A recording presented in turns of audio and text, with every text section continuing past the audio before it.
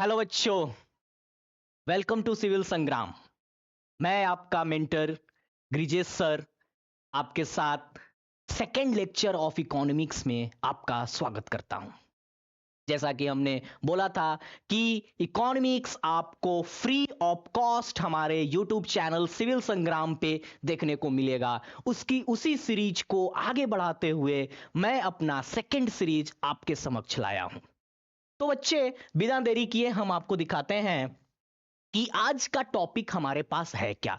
पिछले क्लास को अगर आप रिवाइंड करें माथे में, आप अगर आप रिकॉल करें तो हमने क्या बताया आपको कि क्या इकोनॉमी और इकोनॉमिक्स में डिफरेंस है, क्या माइक्रो इकोनॉमिक्स और मैक्रो इकोनॉमिक्स में डिफरेंस है। उसके बाद हमने बताया कि पॉजिटिव इकोनॉमिक्स और नॉर्मेटिव इकोनॉमिक्स में क्या डिफरेंस है। उसके बाद फिर हमने बताया आपको कि कैसे हम लोगों ने इनका थ्योरी देखा, क्लासिकल थ्योरी देखा हम लोगों ने। यस्टरडे की क्लास में हम लोगों ने क्लासिकल थ्योरी देखा, एडम स्मिथ का देखा हमने, फिर हमने केंसन थ्योरी को देखा आफ्टर ग्रेट डिप्रेशन ऑफ 1930। आज के लेक्चर में हम लोग क्या देख रहे हैं? आज के लेक्चर में हम लोग टाइप ऑफ इकोनॉमिक सिस्टम देख रहे हैं। जैसे कि बाबू हमने कल आपको बताया था कि आफ्टर ग्रेट डिप्रेशन ऑफ 1930 क्या शुरू हो गया था? गवर्नमेंट का इंटरवेंशन शुरू हो गया था। जब गवर्नमेंट का इंटरवेंशन शुरू हो गया था तो अलग अलग इकोनॉमिक सिस्टम भी देखने को मिलेगा। जो क्या होगा, कोई इकोनॉमिक जो सिस्टम होगा वो गवर्नमेंट से अलग चलेगा, कोई इकोनॉमिक सिस्टम होगा जो गवर्नमेंट के साथ चलेगा, और कोई एक ऐसा इकोनॉमिक सिस्टम होगा जो दोनों को मिलाकर चलेगा।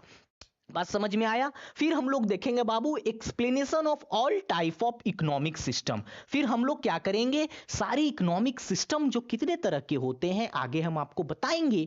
उसके बाद उनका एक्सप्लेनेशन करेंगे हम लोग। उसके बाद बाबू हम लोग क्या करेंगे, व्हाट मेक्स कंट्री रिच और पुअर। ये थोड़ा मेंस पर्सपेक्टिव से, क्योंकि ये बैच जो है हमारा वो पीटी प्लस मेंस भी है, तो हम लोग बाबू मेंस पर्सपेक्टिव से भी चीजों को देखेंगे कि कैसे कोई भी कंट्री या तो रिच हो सकती है या तो पुअर हो सकती है।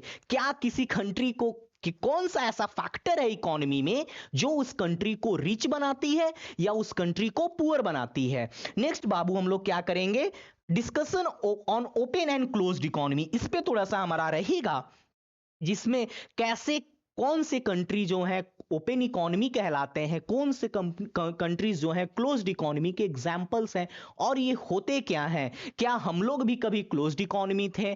क्या हम लोग अभी क्या है, हम लोग का करंट सिनेरियो क्या है, क्या हम लोग अभी ओपन इकोनॉमी है? ये सारी बातें आज के लेक्चर में होगी। बच्चे, हम लोग आज का लेक्चर स्टार्ट करते हैं। ये आपका ओवरव्यू था, पहला ही सवाल था, पहला ही हमारा कंटेंट था। हम लोग का कंटेंट क्या था कि कितने टाइप के इकोनॉमिक सिस्टम है, how many types of economic system. तो हमारे पास बेसिकली थ्री हैं। कैटेगरिकली अगर हम लोग देखें तो तीन तरह से हम लोग इकोनॉमिक सिस्टम को डिवाइड कर सकते हैं। That is capitalist economic system, जिसको क्या बोला जाता है, पूंजीवादी अर्थशास्त्र, और हम लोग सोशलिस्ट होता है, और एक मिक्स्ड होता है। तीन तरह के इकोनॉमिक सिस्टम होते हैं। जैसा कि हम लोगों ने प्रीवियस लेक्चर में स्टडी हम लोगों ने क्या देखा था मेरे भाई, देखा था कि एडम स्मिथ साहब कह रहे थे कि जो इकोनॉमी में क्या होता है, गवर्नमेंट का कोई रोल नहीं होना चाहिए। गवर्नमेंट को अपने लोग का वेलफेयर करे, लोगों का वेलफेयर में, सिविल वर्क में काम करे, इंटरेस्ट ऑफ द कंट्री का काम करे, इकोनॉमी को फ्री छोड़ दो। फिर क्या हुआ था, गवर्नमेंट का इंटरवेंशन हुआ था। तो जब गवर्नमेंट नहीं था, यानी सिर्फ और सिर्फ कौन थे, प्राइवेट प्लेयर थे। जैसे हम लोग बोलते हैं ना कि ये एक प्राइवेट कंपनी है। तो जब कोई गवर्नमेंट का रोल नहीं था, जब कोई प्राइवेट प्लेयर का रोल था, तब उसको क्या बोलते हैं हम लोग। अभी आपको हम इजीली रख रहे हैं, इजीली, ताकि टॉपिक आपको भारी ना लगे। पहले हल्का हल्का समझ लो कि कैपिटलिस्ट क्या होता है, सोशलिस्ट क्या होता है, और मिक्स्ड क्या होता है।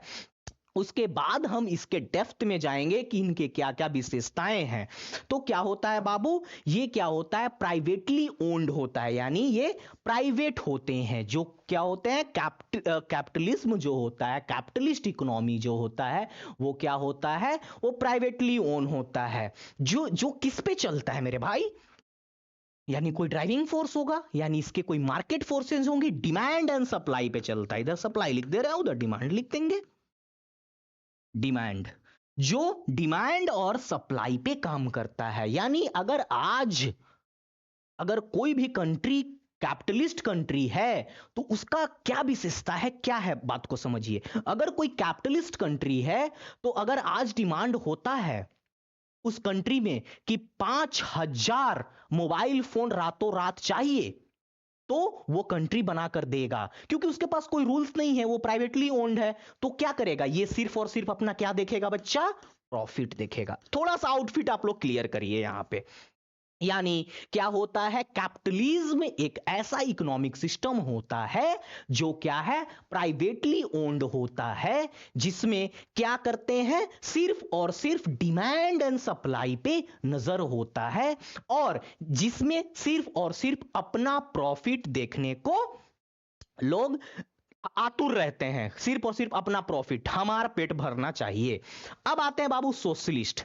सोशलिस्ट में क्या होता है, ध्यान से बात समझिएगा। ये क्या है, purely owned by A individual और ए फर्म, जो प्राइवेट होता है, प्राइवेटली ओन्ड होता है। ये क्या है, सोशलिस्ट। सोशलिस्ट में क्या होगा, इंटरवेंशन ऑफ गवर्नमेंट। जो किन्ने बात किया था, जेम किन्स साहब ने बात किया था कि सरकार को हस्तक्षेप करना चाहिए। यानी ये जो पूर्ण रूप से हम बात करें कि 100% कैपिटलिस्ट हुआ करते थे इकोनॉमिस्ट, कब, इकोनॉमिक सिस्टम कब, 1930 से पहले, क्योंकि 1930 में ये सिस्टम आया हमारे पास। जो सिस्टम क्या है, सोशलिस्ट का सिस्टम है। किन्स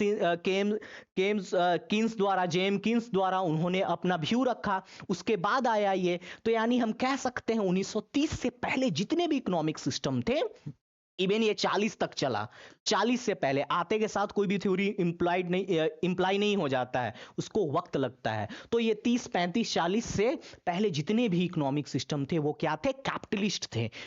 थ्योरी आने के बाद क्या हो गया, गवर्नमेंट का ये हो गया। तो जब भैया, जब गवर्नमेंट का इंटरप्शन हो गया, जब सरकार की हस्तक्षेप हो गई, तब क्या हो गया, एब्सेंस ऑफ मार्केट फोर्सेस, यानी डिमांड और सप्लाई की एब्सेंस, यानी डिमांड और सप्लाई की छुट्टी हो गई। यानी अब कोई भी प्रोडक्ट डिमांड और सप्लाई पे नहीं बनेगा, according to welfare of people बनेगा। अगर लोगों को जरूरत है कि रातों रात 5,000 फोन चाहिए, तो बिना लोगों को एक्सप्लॉइट किए हुए, इसमें क्या था, प्योर एक्सप्लॉइटेशन था। अरे हम लोग अपने घर में देखते हैं, अपने समाज में देखते हैं कि कैसे बिल्डर, बड़ा बड़ा बिल्डर लोग क्या करता है, 10-10, 11-11 बजे तक मजदूर को खटवाता है। क्यों, क्योंकि वो प्राइवेटली ओन्ड है, उसके पास अपना अपना खुद का वर्चस्व है, वो सिर्फ और सिर्फ प्रॉफिट देख रहा है। मार्केट का डिमांड है कि उसको बिल्डिंग को कंप्लीट करके देना है 10 महीने में। तो ये चीज है। और इसमें क्या है बाबू, सोशलिस्ट इकोनॉमिक में क्या है, गवर्नमेंट का इंटरवेंशन है, गवर्नमेंट इसमें हस्तक्षेप की है। यानी गवर्नमेंट के कुछ रूल्स एंड रेगुलेशन होंगे, जिसमें हमारे जो लोग होंगे, जो लोग होंगे उस देश के, जो देश ये फॉलो करती होगी, उनको क्या होगी, राहत होगी। अब आते हैं बाबू मिक्स्ड। मिक्स्ड इकोनॉमी क्या है, बात समझ में आ ही रहा है इस वर्ड से, क्या है, इन दोनों का मिक्सचर, यानी कैपिटलिज्म एंड, एक सेकेंड, कैपिटलिज्म और हम लोग सोशलिज्म का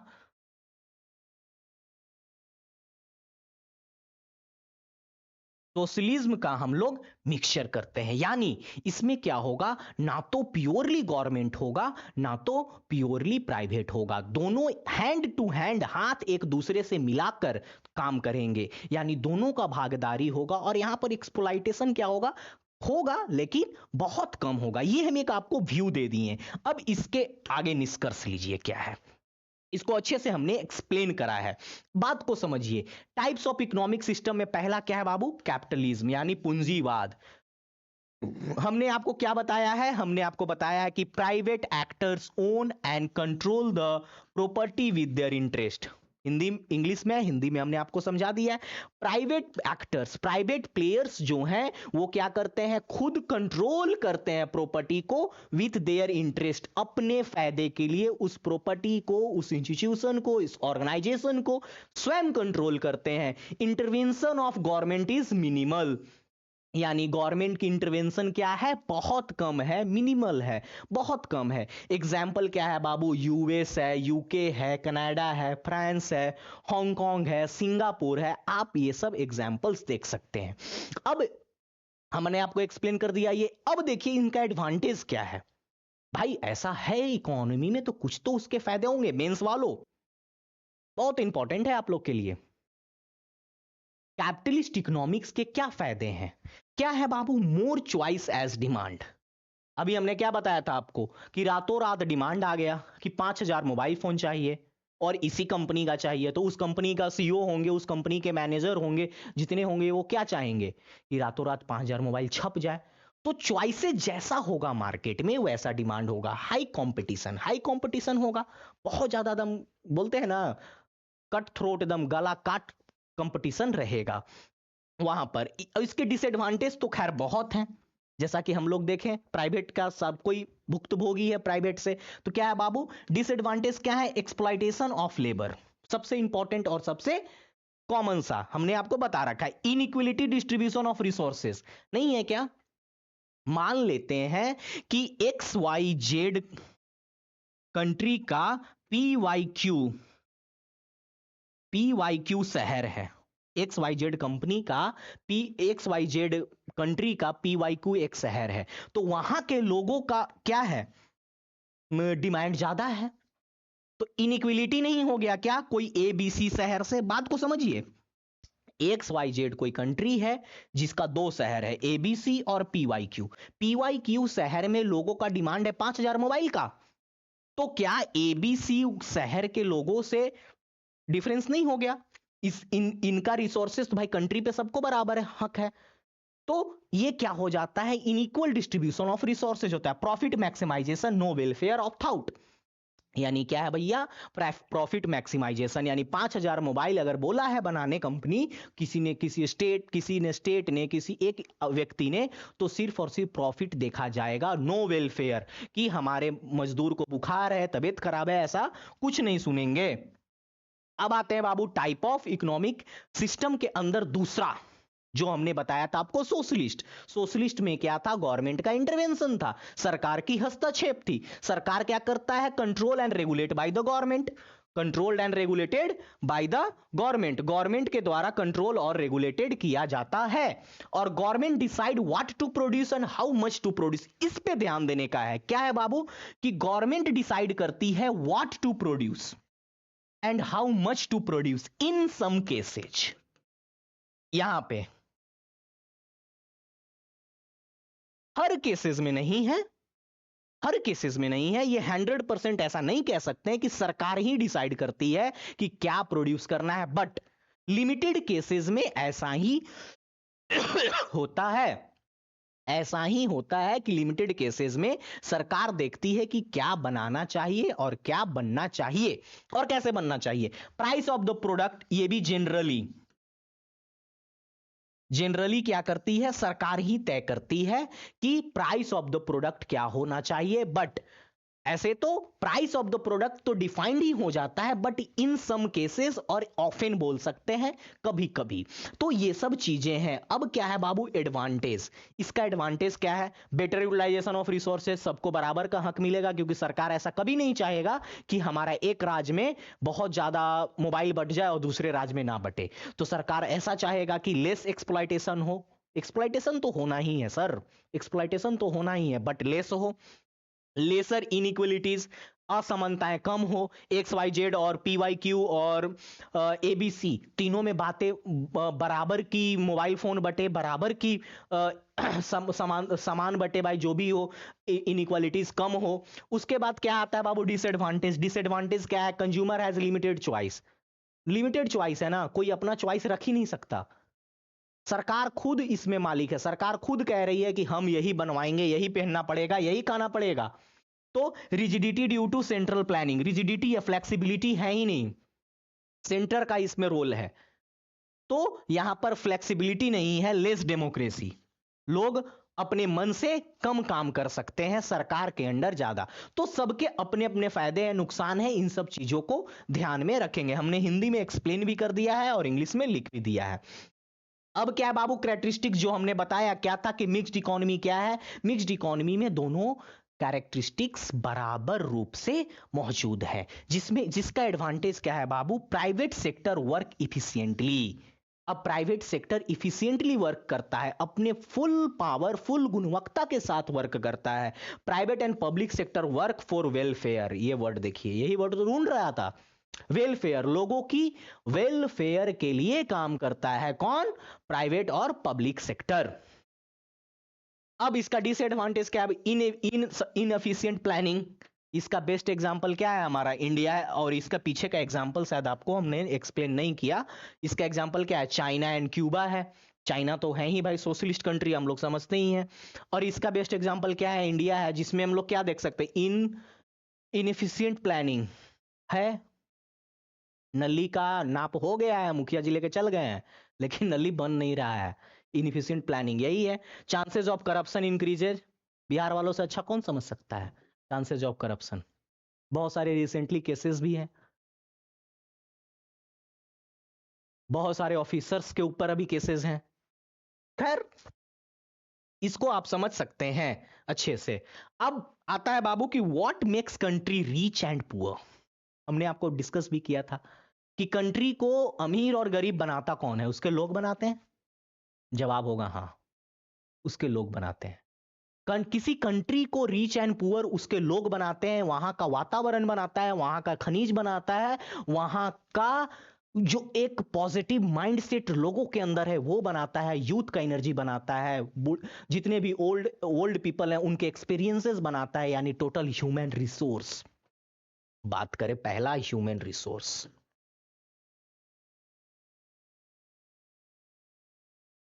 पहला ह्यूमन रिसोर्स यही तो है भाई। देश है तो लोग होंगे, तो यानी लोग से पहले पहले तो सामान तो नहीं हो सकता ना, पहले तो लोग, फिर आते हैं खनिज पे, बहुत कुछ बातें हैं, लेकिन पहले तो लोग। किसी देश को विकसित बनाने का, किसी देश को रीच और पुअर बनाने में उनके पहला योगदान किन क्या होगा, ह्यूमन का होगा, पहला होगा। अब एक एग्जाम्पल आपको देते हैं, एक एग्जाम्पल समझाते हैं आपको, तब हम इस कंसेप्ट को फिर हम समझाएंगे अच्छे से। पहला एक एग्जाम्पल है बाबू, एक फैक्ट्री है, दो फैक्ट्री है, ध्यान से समझने का। दो फैक्ट्री है, एबीसी लिमिटेड और एक्स वाई जेड लिमिटेड, दो तरह की कंपनी है, ABC limited and X Y Z limited. अब देखिए बाबू, यहां क्या होता है कि यहां के वर्कर्स जो हैं माथा पे ईंट लेके चल रहे हैं, और माथा पे जो भी प्रोडक्ट बन रहा है, ईंट हटाइए, जो भी प्रोडक्ट बन रहा है, मान लीजिए जूता का फैक्ट्री है, यहां पे जितने भी वर्कर हैं वो जूता जो है सर पे लेकर के उसके सोल को यहां पहुंचा रहे हैं, कहां, इंडस्ट्री में, जहां जूता का सोल चिपक रहा है। ये कंपनी में क्या करते हैं, वही वर्कर्स, ये जो जूता का सोल था, एक कॉन्वेयर बेल्ट, जैसे हम लोग देखते हैं ना, ये आपका डीजल में फित्ता जिससे धान को ये कूटा जाता है, उसमें क्या लगता है, कॉन्वेयर बेल्ट, उस बेल्ट पे रख दिया जा रहा है, तो यहां पहुंच जा रहा है। तो कौन सबसे ज्यादा जूता प्रोड्यूस कर पाएगा, ये एबीसी लिमिटेड और X Y Z limited, ABC limited या X Y Z limited. Of course X Y Z limited, क्यों, क्योंकि इसमें मैन पावर का यूटिलाइजेशन सही ढंग से हुआ। यूटिलाइजेशन वर्ड को मार्क करें, यूटिलाइजेशन यानी कि कैसे आप रिसोर्सेज को यूज कर रहे हो, यूटिलाइज कर रहे हो, ये इंपॉर्टेंट है। आपके पास रिसोर्स यहां भी था, यहां भी था, हाउ इफिशिएंटली, हमने यही बात किया था माइक्रो इकोनॉमिक्स में कि कैसे रिसोर्सेज को इफिशिएंटली यूटिलाइज करने का है। तो वही चीज है कि X Y Z has utilise the resources efficiently. X Y Z ने रिसोर्सेज को बहुत अच्छे से यूटिलाइज किया। अब इसका लाइव एग्जांपल आपको देते हैं हम। इसका लाइव एग्जांपल क्या है बाबू? कौन सा ऐसा कंट्री है जिसके पास बहुत ज्यादा रिसोर्सेज है, अच्छा खासा, डायमंड भी है, कोबाल्ट भी है, कॉपर भी है? वो क्या है बाबू? Democratic Republic of Congo. Democratic Republic of Congo, DRC से हम लोग इसको डिनोट करते हैं, डेमोक्रेटिक रिपब्लिक ऑफ कॉन्गो को डीआरसी। ये क्या है? डेमोक्रेटिक रिपब्लिक ऑफ कॉन्गो के पास क्या है? डायमंड भी है, इसके पास कोबाल्ट भी है, और अच्छा खासा में कॉपर भी है। बट ये अनहैप्पी है सर। ये बहुत ही पुअर कंट्री, बहुत, ऐसा नहीं कह सकते कि बहुत ज्यादा गरीब है, एक एक रुपया के लिए मोहताज है, बट ये अनडेवलप्ड से भी थोड़ा नीचे है। अगर बोले ना तो अनडेवलप्ड हो तो सही बात है, हम लोग भी अनडेवलप्ड के और डेवलपिंग के कैटेगरी में आते हैं, बट ये अनडेवलप्ड के भी नीचे है, इसके भी नीचे है।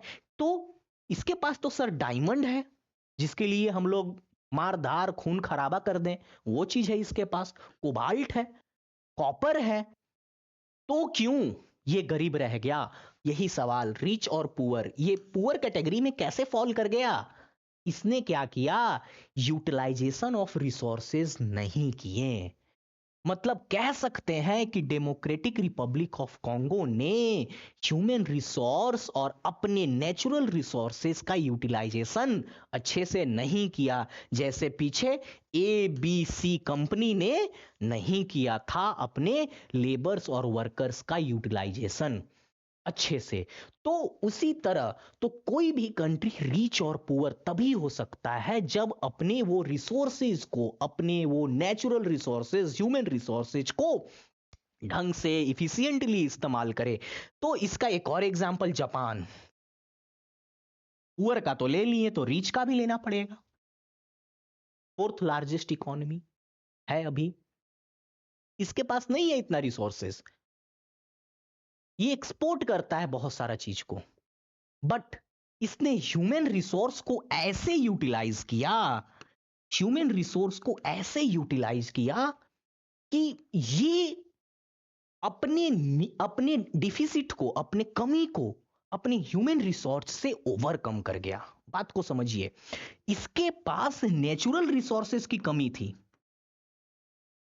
इसने ह्यूमन रिसोर्सेज को इतना स्ट्रांग बनाया मेरे बच्चे कि इसने नेचुरल रिसोर्स की डेफिसिट को कम कर दिया। इतना ज्यादा अपने ह्यूमन टेक्नोलॉजी को इसने अच्छा इनहेंस किया, तब जाकर के ये fourth largest economy of the world है। ये बात आते हैं हम लोग अब नेक्स्ट स्लाइड की ओर आते हैं भाई। नेक्स्ट स्लाइड में एक छोटा सा डिस्कशन रह गया है, ओपन इकोनॉमी और क्लोज्ड। ओपन इकोनॉमी को बोलते हैं खुला और खुली अर्थव्यवस्था, और क्लोज्ड इकोनॉमी को बोलते हैं बंद अर्थव्यवस्था। ये क्या है? ओपन का मतलब आप लोग सब जानते हैं, द डोर इज ओपन, दरवाजा खुला है। किसके लिए खुला है? Foreign, foreign investment, foreign investment के लिए खुला है, दरवाजा खुला है। तो फॉरेन इन्वेस्टमेंट तो क्या करेंगे? फॉरेन इन्वेस्टमेंट में क्या करेंगे? अमन नहीं करना है, यहां पर ट्रेड करेंगे। किसका ट्रेड करेंगे? गुड्स एंड सर्विसेज का ट्रेड्स करेंगे। गुड्स एंड सर्विसेज का ट्रेड करेंगे हम लोग, जो कि ओपन इकोनॉमी होता है। क्लोज्ड इकोनॉमी में क्या होता है भैया? क्लोज्ड इकोनॉमी क्या है? बंद दरवाजा, बंद है दरवाजा, बंद है।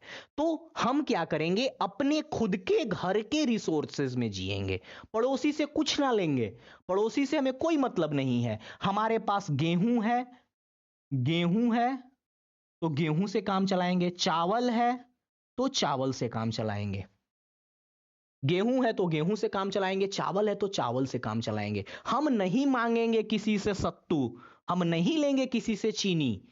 इसका मतलब हो गया कि क्लोज्ड इकोनॉमी है। Do not interact your economy और do not interact your commodities, do not interact your goods and services with the other part of the country.